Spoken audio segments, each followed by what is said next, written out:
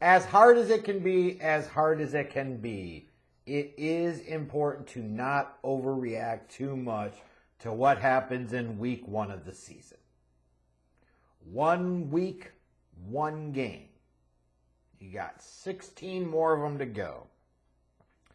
And what you see in week one very often is not an indication of what's going to happen in the season to come.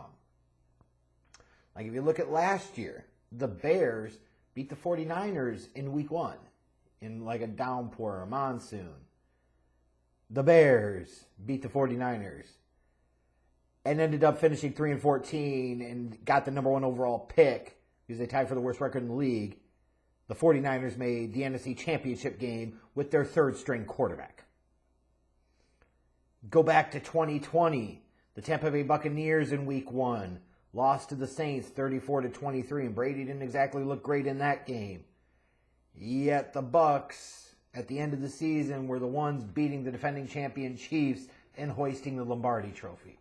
So, it does go without saying that you cannot put too much into one game. As hard as that can be, as challenging as that can be, even if that one game in the new season ties into a lot of trends, patterns, and behaviors, Bears fans, that we saw in the previous one. Got to keep that in mind. And that's why you hear so often, and I think you've heard Belichick say it over the years, and other coaches have said it over the years, that while week one is important, week two is really the critical week. Because that's a chance where if you win week one and then you come back and win week two, you're feeling good. You're 2-0, you're starting to believe in yourself a little bit. If you lost week one, you can get that taste out of your mouth right away, get back to 1-1 with a win in week two. And if you're 0-1 especially, and you lose and go 0-2, you're starting to worry a little bit. Like, one game can be a fluke, 2 games can be the start of a pattern. And what you've got here in this matchup Sunday with the Chicago Bears and the Tampa Bay Buccaneers is an example of 2 teams that had very different experiences and outcomes in their week one matchups. The Tampa Bay Buccaneers forced 3 Vikings turnovers, won 20-17 in Minnesota. So for a team that many predict to be really bad, myself included, for a team that many predict and project to potentially be banging it out for a very top draft pick in next year's draft, they got it done in week one against a team in Minnesota that won 13 games last year. Meanwhile, the Bears had a dreadful performance in all phases on Sunday against the Packers, because of course they did, because it's Bears football! And we're talking about games against the Packers, so how the hell else did you expect it to go? They folded like a house of cards in the second half, and Green Bay stomped them 38-20. So, big game for both of these teams. Tampa sitting there and saying, hey, if we can get to 2-0, the division that they're in is not great. 9 to 10 wins might win that joker. You want to pocket those wins where you can. Meanwhile, the Bears looking at it and saying, shit. Don't want to stare down the barrel of 0-2 because it could get ugly real quick, especially with the week 3 matchup coming up against the Chiefs. So as we look at these 2 teams for the Bears, there's no time to panic. But there's time for concern, definitely. And there's time for some worry. Because last week, Justin Fields looked more like a rookie than a third-year quarterback ready and poised and prepared to turn a corner. He was not good. The offensive line sucked in all phases. The offensive game plan was atrocious.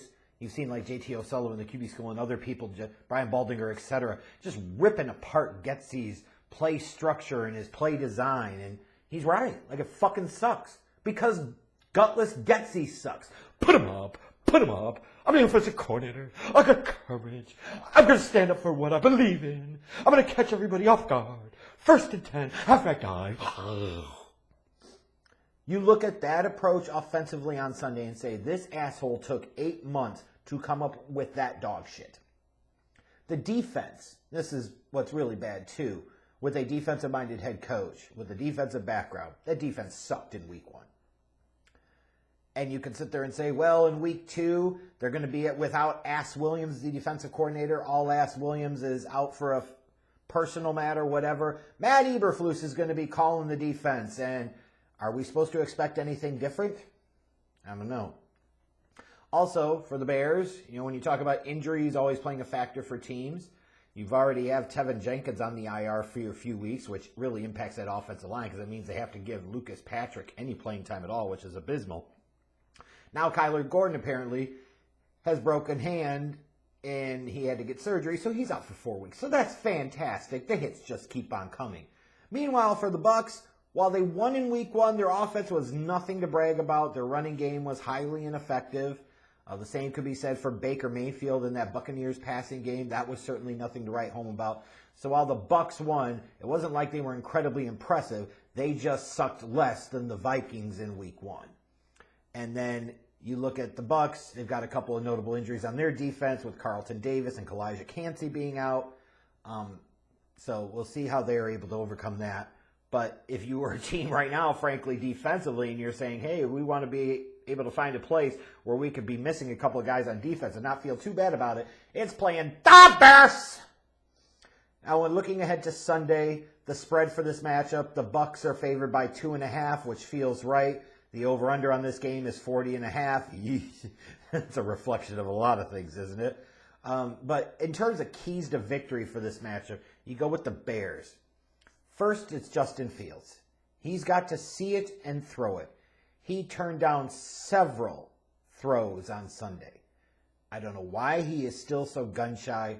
I still believe it ties into the same issues he had at Ohio State, which is his problems with processing, reading, and reacting. And you can only do but so much to coach that away. And I think this offensive coaching staff is so goddamn conservative, they've only doubled down and made the problems worse. And he plays like a quarterback that's afraid to make a mistake. And you can't play that way and expect to be really successful. He has to be able to throw with anticipation. He has to be able to understand what he sees and react quickly to it. Roschon Johnson needs more touches out of that backfield because when he did come in and get some action against Green Bay on Sunday, you could feel the life in the offense a little bit. They need to get more help and max protect for Darnell Wright. I'm seeing some Bears fans talk about Darnell Wright was really good in Week 1. No, he wasn't. He sucked. And that's okay. Like he's a rookie right tackle. It's going to take time, but he was not good. So they need to find ways to help protect him. Run more max protect. In terms of the offensive game plan and approach, though, 10 targets for DJ Moore, 7 or 8 targets for Darnell Mooney. This is not fucking hard.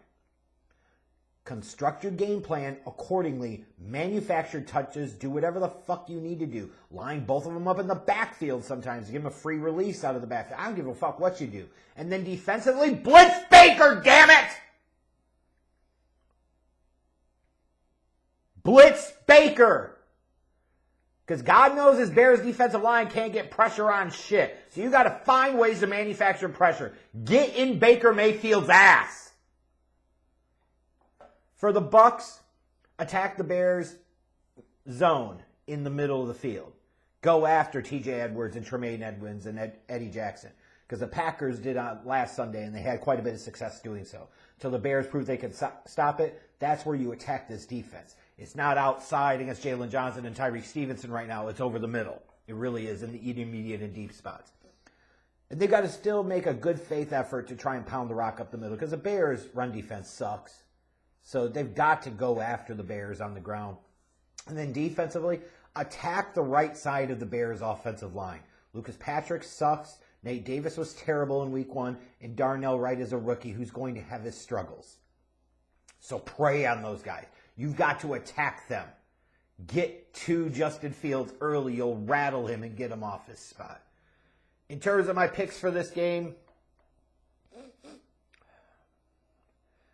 I don't even know why I picked the Bears in Week 1. It was me ignoring my history of saying I'll never pick the Bears against the Packers again until they actually beat the fucking Packers. And, of course, I didn't, but I picked them anyways because I'm a dumbass. I look at this matchup, there's not many good vibes right now for the Bears. Now, one win could cure a lot of that, right? But I don't think it does. I look at this Bucs team, they're not very good. But right now, the Bears don't look very good either. So give me the Bucs 23-20 in this matchup, and it'll either be a Jets jinx against the Bucs, or I'll be right, and the Bears will be sitting at 2-0 heading into a game against Kansas City, and we got trouble at Hallis Hall.